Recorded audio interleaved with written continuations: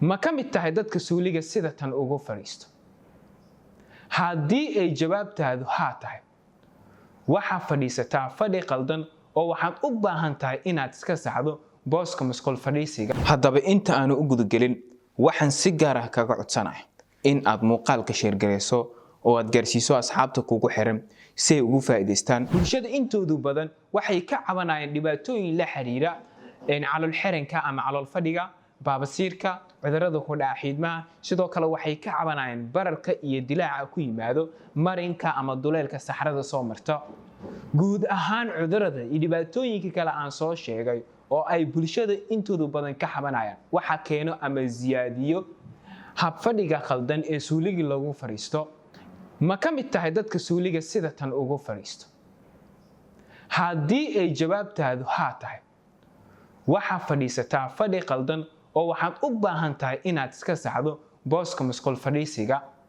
marka aad sida tan ugu fadhiisid ee suuliga, saxarada si buuxda ma u soo bixi karto, maxaa yeelay muruqa loo yaqaano pibo rectalis ayaa wuxuu cadaadis saarayaa malwadka. haddaba waa sidee habka saxan ee suuliga lagu fadhiisto? marka hore waa inaad soo qaadataa kursi yar si aad lugaha u saaratid oo aad u gaartid booska ugu fiican.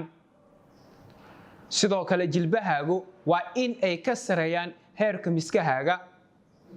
hore isku soo tiiri, xusulkaagana saaro jilbaha. sidoo kale uusleeda ama calooshana waa inaad hore u soo bixisaa, dhabarkaagana toosisaa. markaad sida tan u fadhiisid, malwadka dhumuciisa cadaadis ma saarayo ama cadaadis ma saarno, maxaa yeelay marka hore waxaa cadaadis saaraya muruqa loo yaqaano pibo rectalis, balse haddeer wax cadaadis ah ma saarno oo saxarada si buuxda ayay u soo baxaysaa. si aad uga hortagtid guud ahaan cudurrada aan soo sheegay sida baabasiirka, calool xiranka ama calool fadhiga, cudurrada ku dhaca xiidmaha, guud ahaantooda waa inaad qaadataa talooyinkan. waa inaad cabtaa biyo badan, ugu yaraan 2 ilaa 3 litir oo biyaha maalintii. waa inaad ka fogaataa waxyaabaha ay ku jiraan kafeega ama qaxwada.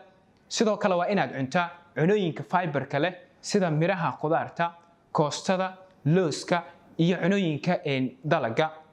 waa inaad cuntaa cunooyinka dalaga. sidoo kale waa inaad jimicsi badan sameysaa. intaas ayaan ku soo gabagabeynayaa. wassalaamu calaykum waraxmatullaahi tacaala wabarakaatu.